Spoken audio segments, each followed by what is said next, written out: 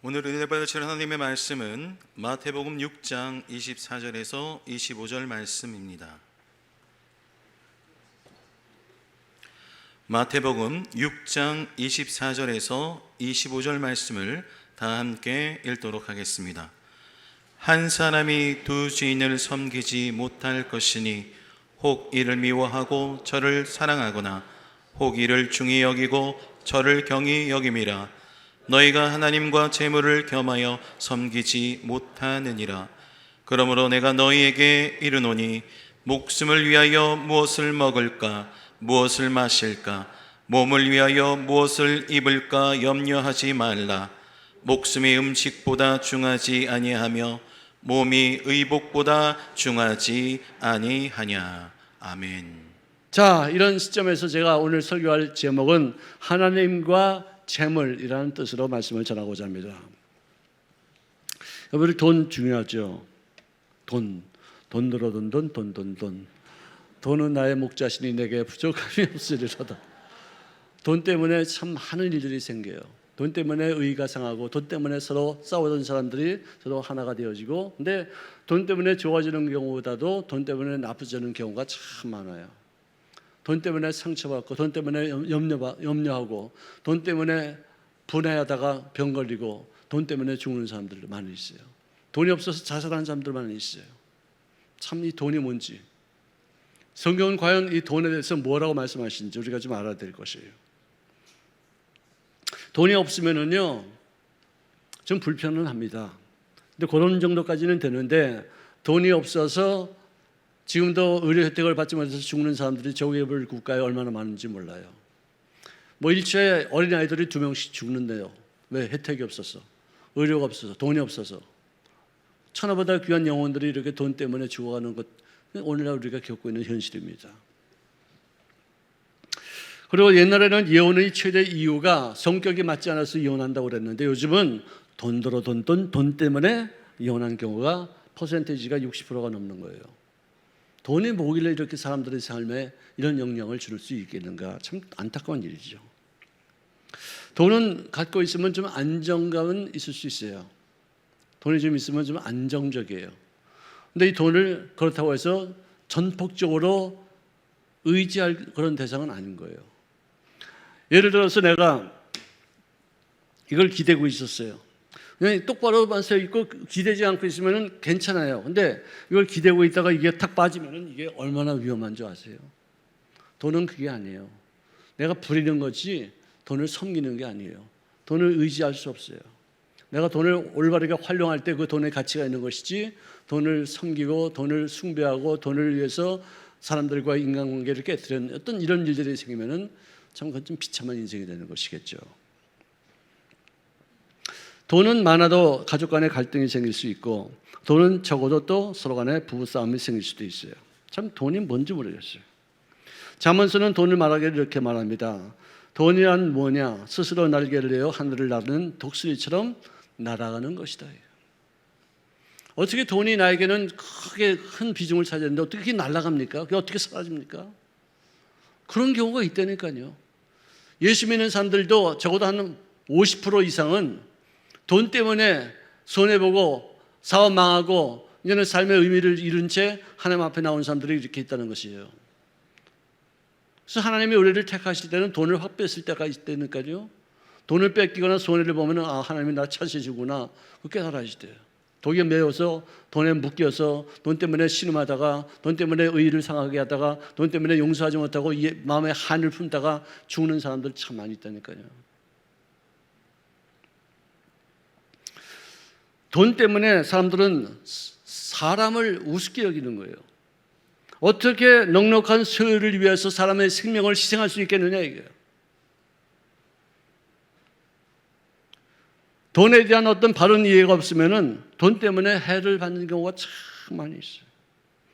전도서 5장 13절에 보니까 내가 해 아래서 큰 폐단을 보았나니 그 재물을 자기에게 해가 되도록 지키는 것이니라.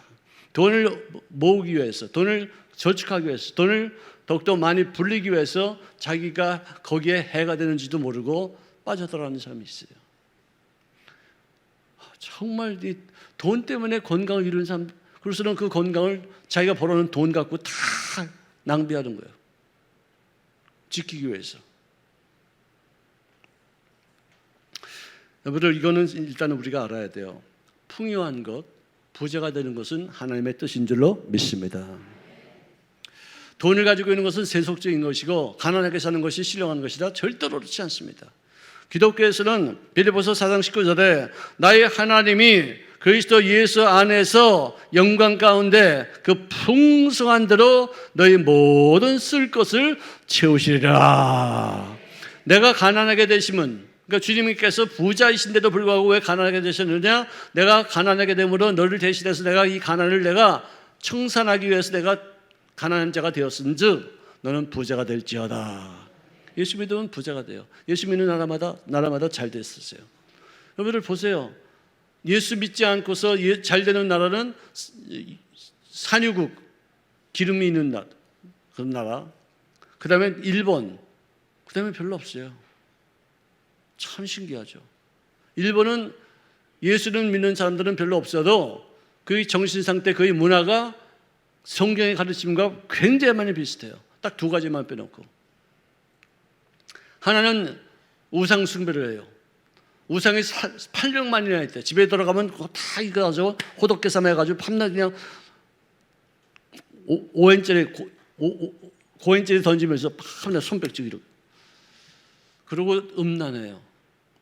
기독교인들하고 틀린 점이 딱 두 가지예요. 나머지는 전부 다 기독교적인 문화 속에서 선신하죠, 희생하죠, 봉사하죠, 예의 바르죠, 정직하죠, 근면하죠.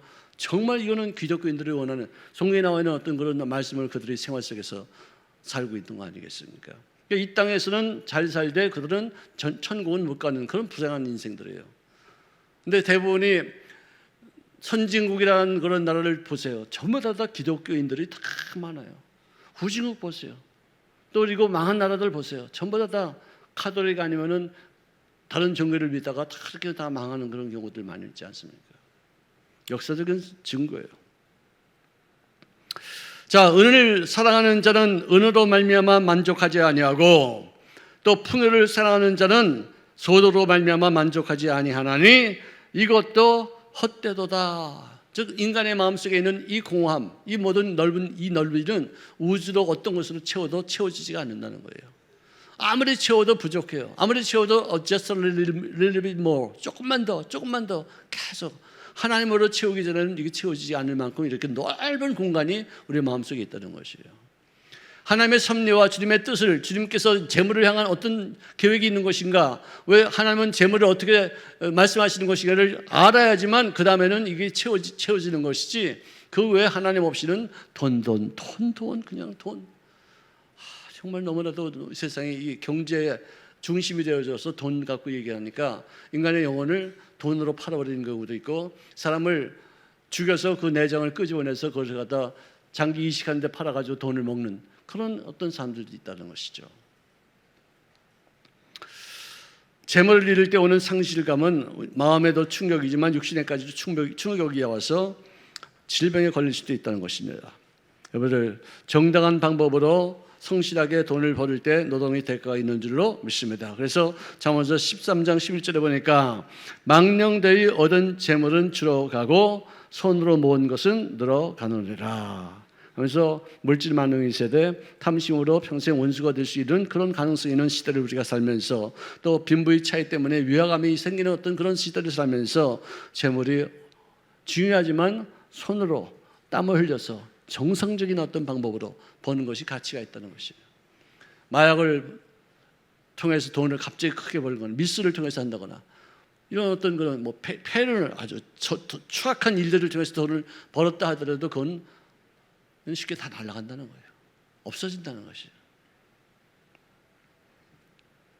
재물은 영원히 지속되지 아니하고 왕관이 대대로 이어지지 아니한다고 잠언서 27장 24절에 말씀해 주고 있습니다. 그러므로 돈을 목적으로 삼지 마시기를 주의 이름으로 축원합니다. 내 사는 목적이 돈 벌기 위해서 사는 것이 아닙니다. 돈은 나의 삶의 수단이 되어져서 하나님의 선물로 여김바 되어져서 이 돈을 올바르게 활용하는 데 쓰임받을 수 있는 귀한 인생이 되시기를 주의 이름으로 축원합니다. 카드 빚을 갚기 위해서 살인하는 사람도 있습니다. 어떤 여학생은 자기 몸을 팔기도 하는 거예요. 여러분들, 저도 이 카드를 아마 한국에서 처음 쓴 사람 중에 한 사람일 거예요. 굉장히 서열이 굉장히 있는데 맨 처음에 카드를 쓰니까 돈 쓰는 그런 기분이 들지 않고 그냥 막 쓰는 거예요. 맨 처음 그랬었어요. 남의 돈 빌려다 쓰는 건지도 모르고 쓴다는 어떤 느낌이 없어. 그냥 긋기만 하면 이렇게 나오니까. 옛날에는 돈 씌워가지고 야, 이만큼 돈이 나간다 생각했는데 이거는 그냥 사인만 하면 되니까 그래가지고 한 몇 개월은 막 내가 쓰더라고요. 아, 이렇게 안 되겠다고 해서 그걸 갖다 절제하기까지가 거의 한 1년 되고 지금은 꼭 필요한 데만 카드를 긁죠. 카드가 빚입니다. 나중에 청구할 때 들어보면 내가 이것도 썼나 모를 정도로 이렇게 막 이렇게 다 기록이 돼 있어요. 근데 이런 어떤 셰익스피어 같은 영국의 문헌은 이렇게 말합니다. 돈을 빌리기 시작하면은 전략 정신이 둔해진다 이렇게 말해주셨어요. 카드도 쓰다 보면은 돈 나가는지도 몰라요. 전략이 안 돼요. 그 훈련이 돼 있지 않고 카드를 올바르게 사용하지 못하면은 정말로 빚에 그냥 막 눈덩이 같이 이렇게 많아지게 되는 것이죠. 정말로 급해서 돈을 꾸는 것이 아니라 무책임한 생활을 이어가기 위해서 돈을 꾸는 경우가 얼마나 많습니까? 또 어떤 사람은 돈이 생기면 즉시 쓰는 그런 습관이 있어요. 돈 절대로 모을 수 없습니다. 부자 되지 못합니다. 밤낮 빚에 쪼달려서 정말로 이리 쫓기고 저리 틀어맞고 정말 분주하고 바쁜 사람이 있어요. 안타깝죠. 자, 우리가 하나님 앞에 나가서 내가 부족할 때 하나님의 도심을 청하는 것은 당연한 것입니다. 남들은 왜 하나님 앞에 돈을 구하느냐 이렇게 말하지만 성경은 그렇게 돼 있어요.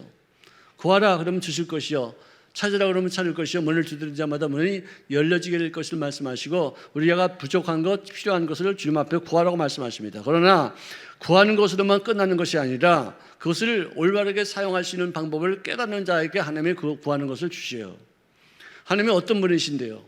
우리가 재물을 잘 관리하지 못한 사람에게 큰 재물을 주는 것은 그건 형벌이에요. 그것은 하나님의 심판이에요. 징계예요. 나를 망하게 하는 하나의 어떤 도구가 되어져요. 왜?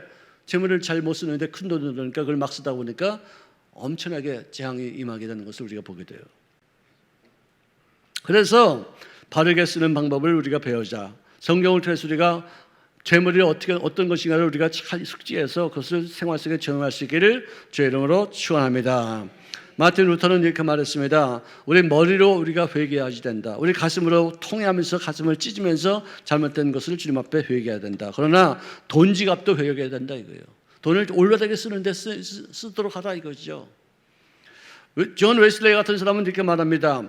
주머니 회개가 진정한 회개다 그렇게 말씀할 수 있어요. 왜? 아무리 네가 예수 믿고서 죄에서 구원받아 천국 백성이 됐다 할지라도 네가 돈을 올바르게 사용하지 못하고 쓸데없는데 네 쾌락을 위해서 네 유익만 위해서니까 쓴다면은 그것은 너는 구원받지 않은 것이다 라고 말할 수 있을 정도로 그만큼 돈을 귀히 여기는 거야. 돈 올바르게 쓰라고 말씀하시는 거예요. 락펠러 같은 사람도 그의 후손은 지금까지도 세계적인 재벌이에요. 왜? 그 엄청난 돈을 지금도 사회봉사를 위해서, 구제사역을 위해서 병원을 짓고 학교를 세우는데 지금도 계속 쓰는 거예요. 락펠러가 생전에 얼마나 많은 대학을 세웠어요. 얼마나 많은 교회를 세웠어요. 시카고에 하면 진짜 이 시카고 대학도 그렇고 또 시카고 대학에 있는 그 아름다운 그 성전도 보면 정말 너무나도 값지게 잘 세웠어요. 얼마나 그렇게 유익한 곳에 쓰니까 지금까지도 하나님께서 그들에게 복을 주셔서 자손 만대로로 지금도 계속 그런 어떤 사업을 할 수 있을 만큼의 풍성함이 나타나는 것이에요. 주라 그리하면 후이되어 너희에게 누르고 흔들어 넘치도록 하여 안겨주리라. 할렐루야. 세상에서 제일 비참한 사람이 누구냐? 나는 가지고 있는 게 돈밖에 없어. 그런 사람들이 제일 비참해요. 여러분들 이런 얘기 들으세요. 저 사람은 돈도 있어. 할렐루야. 아멘. 이런 얘기를 들으시기를 바랍니다. 저 사람은 돈도 있다는 얘기예요. 그러니까 돈보다 더 중요한 것을 갖고 있는데 돈도 있으니까 얼마나 아름답게 인생을 살 수 있느냐 하는 칭찬이죠. 여러분들 돼지와 젖소의 차이점이 뭔지 아십니까? 돼지는 이게 돼지고 젖소는 물 이 차이밖에 없습니까? 여러분들 어떻게 생각하세요? 돼지는요 죽어서야 자기 몸을 희생해서 우리들이 밥상에 올라오는 거예요. 살아있는 동안에 헌신하지 못해요. 살아있는 동안에 뭔가를 하지 못해요. 죽었어야 이 몸이 밥상에 올라오는 거예요. 근데 저수는 살아있는 동안에 우유를 계속 생산해요. 살아있는 동안에 치즈도 만들고 그 우유를 통해서 많은 어떤 그런 영양소 있는 어떤 음식을 많이 만들어요. 그래서 죽었어도 또 몸을 가지고 우리에게 밥상에 오르지 않습니까?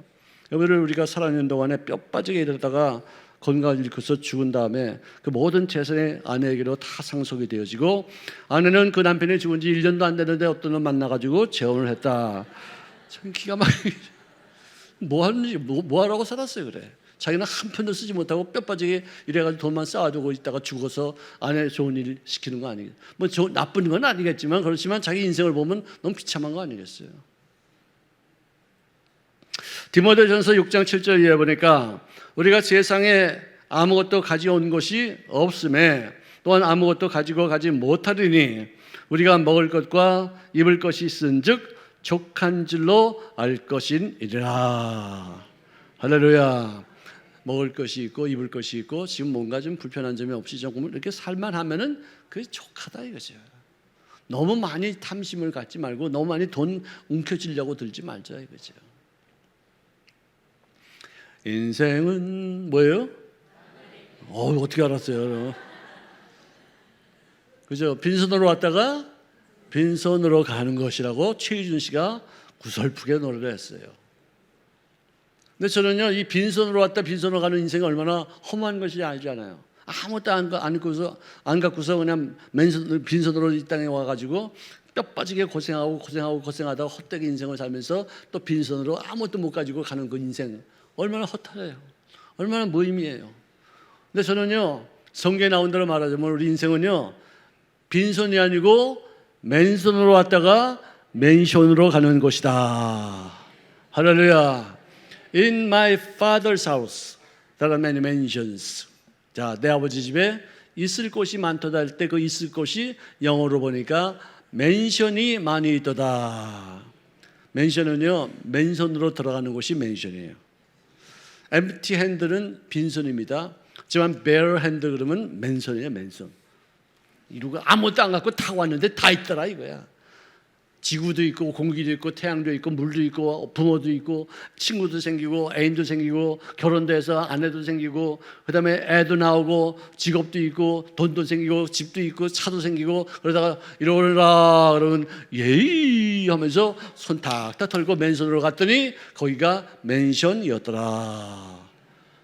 금으로 깔린 도로가 있고 아름다운 그 진주문 사이에 그냥 수많은 그런 보석이 있는 찬란한 어떤 그런 아름다운 집이 우리들을 위해서 예비된 집인 줄로 믿습니다. 여러분들 거기에 대해서 주님이 또 뭐라고 그러시지 알아요? 만약에 죽은 다음에 너희가 올 장소가 없었다면은 내가 너희에게 없었다고 말할 것이다. 만약에 죽은 다음에 삶이 그것으로 끝난다라고 말하면 내가 말했을 텐데 아니다. 죽은 다음에 이어지는 삶이 있어. 사람답게 살아. 개같이 살지 마. 너는 동물이 아니야. 너는 영혼이 있어. 하나님의 형상과 모양대로 지음받은 그런 영혼, 하나님과 깊은 교제할 수 있는 유일한 존재이기 때문에 너는 이 땅에 사는 동안에 다른 사람과 같이 짐승같이 살지 말아야 돼요. 너는 사람답게 살아야 돼요. 할렐루야. 아멘. 맨션으로 갑시다. 맨션에서 다 만납시다. 할렐루야. 정말 저는 이 맨션이라는 말이 참 좋다고 생각해요. 요즘 시대를 가만히 보면은 우크라이나 그 전쟁 이후로 각 나라마다 이제는 군비 확산을 위해서 치닫는 어떤 경쟁을 하고 있어요. 우리나라에서도 만든 그런 어떤 이 장갑차, 탱크, 포탄 이런 것들이 북한하고 밀접한 관계가 있어서 우리가 전쟁을 억제하기 위해서 만든 그런 어떤 제품들이기 때문에 가성비에 비해서 성능이 기가 막힌 거예요. 폴란드에서는 몇 조의 어떤 그런 이 무기를 우리에게 사갔어요. 다른 나라에서도 심지어는 탱크가 독일에서 만든 탱크보다 우리 성능이 더 좋다는 거예요. 지금도 내가 알고 있는 사람을 무슨 어떤 기밀한 어떤 부서에서 일하는 분인데 한국이 지금 북한보다도 앞질러서 군비를 준비하는 데 있어서 막강한 예산을 들이고 있다는 거예요. 북한은 핵 하나 갖고 헥헥거리지만 우리는 재래 무기가 엄청나게 많은 거예요. 여러분들 핵 그거 못 써요. 핵도 못 써요. 왜 그거 썼다면은 같이 다 죽으니까 못 쓰고 그냥 호위용으로 우리가 핵 갖고 있다 협박용으로 있는 것이 협박용 그것도 못 써요. 전쟁이 나면 이제 재래식 무기를 썼는데 지금 남한은 재래식 무기가 막강하게 있다는 거예요. 전쟁을 억제하기 위해서 그런 무기를 양성하는 거예요. 전 세계가 지금 그러고 있어요. 그리고 또 지금 이 미국이 그동안에는 세계의 어떤 경찰 국가로서 많은 희생을 하고 많은 인명을 살상하면서 자유민주주의 체제를 정말 지키려고 했고 전쟁을 억제하려고 그렇게 많은 어떤 헌신을 많이 했는데 요즘은 와서 자국 이기주의 정책이 아주 정말 각광을 받은 바 되어서요. 코로나 동안에 그동안에 현금을 너무 많이 풀어서 인플레이션이 많이 생겼는데 물건값이 막 올라가는 것이죠. 근데 그들이 은행 금리를 3%에서 5%, 근데 7%까지 올린다는 그런 얘기예요. 우리는 지금 3%에서 머물고 있는데 그들은 7%까지 올려서 자기들의 어떤 그 나라의 어떤 경제를 다시 회복시키겠다는 그런 뜻이에요. 우리는요, 그들이 올라갈 때 우리도 올라가야 되는데 왜 우리는 못 올라가느냐? 너무 서민들이 은행에다 갖다 쓴 돈이 엄청나게 많아요. 근데 그 빚이 있는 그 퍼센트, 그 이자가 올라가니까 갚기가 너무 어려워서 지금 젊은이들을 좀 은행에서 빚진 사람들이 지금 크게 뭐 은행 빚 갚다가 못 사는 그런 상황이 되기 때문에 올리지 못하고 있어요. 미국은 그동안에 전 세계에서 헌신한 것에 대한 어떤 그런 그 공로를 세워서 좀 참아라, 좀 견뎌봐라, 우리가 좀 먼저 살아야지만 되지 않겠느냐 막 하지만 정말 힘든 얘기예요. 미국이 이렇게 많이 변했어요. 미국이 또 어떤 대통령 후보 때문에 정치도 아주 혼돈 그 자체예요. 옛날에 없었던 일들을 하고 있어요. 민주주의를 어떤 폐성을 했던 그 나라가 지금은 엉터리 같아요. 정치가 좀 개판 다 되고 있어요. 미국에서 사업을 하려면은 외국에서 지어서 외국에서 만드는 어떤 그 공장 전부 다 우리나라로 미국으로 옮기라 이거예요. 외국 공장도 옮기고 자국 공장도 전부 다 나라에다 옮겼어요. 여기서 일자리를 창출시켜가지고 여기에 유익을 갖다 줘야지 왜 외국에서 만든 걸 갖고 우리한테 팝냐 이거죠. 정말 이제는 많이 변했어요. 남한에서 전쟁이 나면 미국이 도와주겠다? 아닙니다. 절대로 아닙니다. 생명을 이렇게 막 희생하면서까지 전쟁에 참여하지 않습니다. 그래서 우리가 스스로가 군비를 우리가 세워야 되고 또 준비를 다 해놔야지 미국 의지하는 게 아니에요. 우리가 이제 앞으로 핵을 만들어야 될 때가 오게 될지도 모르겠다는 생각이 좀 들어요. 제가 며칠 전에 우리 지방회 회원들과 더불어 경주와 포항과 또 그 일대를 이렇게 관광을 좀 갔다 왔어요. 근데 맨 마지막 날에 밤에 들린 곳이 경주 최부자라는 사람 그 집을 들어갔는데 정말 엄청나게 큰 그런 기업집이 수십 개가 있어요. 최고의 부자였어요. 근데 그 사람은 일제 치하에서 고생하는 그 독립운동가를 돕기 위해서 약 1,900억이라는 돈을 개인적으로 희생했어요. 엄청난 돈이에요. 그 사람은 생각하기를 내가 만약에 예를 들어서 1,000만 원을 내가 지급을 했을 때 이 사람들이 경비로 쓸 거고 또 어떤 사람도 띄어먹기도 해가지고 한 500~600만 원만 남겨서 그것이 전달돼도 괜찮다 이게. 그래가지고 돈을 갖다 많이 지원했는데요. 나중에 그 경비를 어떻게 쓴 것을 다 이렇게 계산해서 보니까 1,000만 원을 줬으면 1,000만 원 그게 그대로 전달되고 1억을 줬으면 1억 그 돈 그 자체가 그대로 전달되어서 독립운동가들이 독립투사들이 일하기에 좋게 했다는 어떤 그런 것을 나중에 깨닫고서 굉장히 보람을 느꼈다는 거예요. 김구 선생님한테도 그런 칭찬을 들었다는 거예요. 자, 그런데 이 사람은 12대 동안 400여 년 동안 모아온 전 재산을 경북에 있는 계린대학교 그리고 대구대학교에 기부해서 우리 후배들을 양성하는데 쓰임받도록 그 돈을 다 희생했어요. 전 세계 어떤 역사 속에서도 찾아볼 수 없는 그 노블레스 오블리지의 모습을 갖추고 있었어요. 거기서 관광 안내하는 그 여성이 우리에게 말을 해주는데 어떤 목사님이 말하는 것보다도 더 강력하게 얘기해요. 돈은 이렇게 써야 됩니다. 돈에 묶여 있으면 안 됩니다. 이 사람은 정말 국가의 독립을 위해서 그 많은 희생을 하고 일본 순사한테 끌려가서 매도 많이 맞았는데도 불구하고 그는 끝까지 돈을 올바르게 쓰는데 전생을 희사했습니다. 그러는 거예요. 근데 그분이 집안에 가훈을 만들었는데 그 내용이 보면 이런 것입니다. 과거는 시험 쳐라. 과거 시험은 쳐라 이거예요. 하지만 진사 이상의 벼슬은 하지 말라. 즉 무슨 일 하든지 우리 집안 식구들은 정치에 너무 깊이 관여하지 말라. 정치하면 안 된다. 그리고 만석 이상의 재물은 집안에 들이지 말라고 나눠주라. 지나가는 과객, 즉 나그네가 있으면 그 사람을 들여와서 충분히 아주 정말 훌륭하게 대접하라.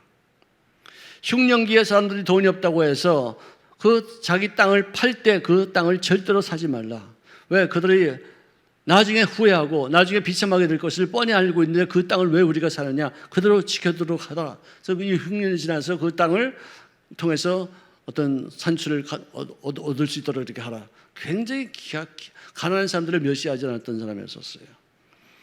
또 우리 가문의 시집온 새색 씨는 3년 동안 문형옷만 입혀라. 여러분 새색 씨가 시집 오면 얼마나 이쁜 옷을 입고 싶어요. 그렇지만 집안의 가훈이 그거예요. 3년 동안 너는 문형옷을 입어야 된다. 그리고 우리 집 사방 약 100리에 즉 사방 40km 정도 안에 있는 사람들 중에서는 단 한 사람도 굶어 죽는 사람들이 없도록 하라. 그렇게 했어요. 참 굉장히 감동적이었었어요. 이 사람은 돈을 정말 기가 막히게 쓴 가장 유용하게, 가장 합리적으로, 가장 효율적으로 쓴 사람이었다 생각이 들어요. 한국에도 이런 사람이 있다는 것이 참 기가 막힌 어떤 은혜를 받게 됩니다. 여러분들 재물보다 더 중요한 것이 있어요. 인간관계예요. 바꿀 수 없는 가장 소중한 가정평화입니다. 어느 것과도 우리가 바꿀 수가 없어요. 일도 잘 풀리고 매사 성공적이고 그리고 자기 유익을 위해서 남을 해치지 아니하기 때문에 사람들에게 높은 평가를 받는 그런 사람이 되는 것이에요. 돈 때문에 자손 대대의 수치를 겪는 경우도 없지 않아 있을 수 있습니다. 부부간에 싸워서 이기면 무슨 유익이 있겠습니까? 돈을 활용할수라도 부부지간에 서로 화목하게 하는데 돈을 활용할 수 있기를 주의 이름으로 축원합니다. 어느 미국의 교회에서 헌금을 했는데 선교사 파송을 위한 모금 활동이 있었어요. 근데 그 교회는 이렇게 헌금 주머니가 아니라 헌금 접시를 이렇게 해서 이렇게 돌리는 교회였는데 누가 얼마만큼 하고 있는지를 좀 알 수 있을 정도. 왜? 이렇게 쌓이니까 눈에 보이니까. 근데 어려운 형편을 어떤 시각 장애인이 헌금을 했는데 누가 보아도 많은 돈을 접시에 올려놓는 그런 모습이었었어요. 저 사람은 어려운 형편인데 어떻게 저렇게 많은 돈을 낼 수 있을까 싶어서 나중에 어떠한 성도가 그에게 묻기를 아니 어떻게 많은 돈을 헌금하십니까? 했더니 그가 만면에 미소를 지으면서 하는 말씀이 방 하나에 드는 전기요금이 1년에 270불이라는 얘기를 제가 들었습니다. 나는 시각에 장애가 있기 때문에 내 방에는 밤이건 낮이건 전등 켤 이유가 없습니다. 그만큼 나는 불을 끄고 살기 때문에 전략할 수 있겠다는 생각이 좀 들어서 그 돈을 조금씩 모았더니 이만큼이 되었습니다. 작은 돈이지만 하나님의 은혜를 모르고 사는 사람들에게 복음의 빛이 환하게 비춰졌으면 참 좋겠습니다. 할렐루야. 참 감동이었죠. 자기가 지각장애인이라는 것에 대해서 어떤 팔자타령이 나고 또 자기 운명을 원만하고 탓하지 아니하고 이것 때문에 나는 전기요금을 아낄 수 있다는 것을 깨닫고서 그 돈을 모아서 선교사 파송을 위해서 자기가 헌신한다고 이렇게 내주는 그런 아름다운 마음이 있었습니다. 여러분들 이웃사랑의 가장 큰 실천은 전도와 선교에 있는 줄로 믿습니다. 없어질 재물로 영원한 생명을 구할 수 있는 일이 있다면 재물은 없어질 수 있어요. 하지만 이것이 사라지면서 영혼의 구원을 위해서 쓰임받을 수 있는 어떤 그런 경우가 된다면 이것처럼 가장 큰 가치 있는 일이 어디 있겠습니까? 그가 흩어 가난한 자들에게 주었으니 그의 의가 영원토록 있느니라. 나의 의는 오직 믿음으로 말미암아 살리라. 믿음으로 말미암아 의가 있어서 그것을 통해서 하나님 앞에 구원받아 천국 백성이 되는 것 같이, 만약에 믿음으로 그 사람이 의를 얻어서 천국 백성이 되어 구원받았다면 반드시 그 사람은 그가 가지고 있는 자그만 물질 중에 일부를 흩어서 가난한 자들에게 지었을 때 그의 의가 영원토록 있게 되는 것이라고 말씀할 수 있을 정도로 믿음과 구제가 의를 갖추는 하나의 중요한 요소가 된다는 것을 성경을 말해주고 있습니다. 돈은 아마 여러분들 지갑 속에서 보내주소서 보내주소서 그럴 거야 아마요. 안 그래요? 여러분들 지갑에서 돈들이 전부 다 나를 보내주소, 선교지에 보내주소서 하고서 그런 노래 안 부릅니까? 나는 계속 부르던데. 여러분들 돈과의 바른 관계는 현세에도 복이 되지만 내세에도 엄청난 주의 상급이 되어지게 될 줄로 믿습니다.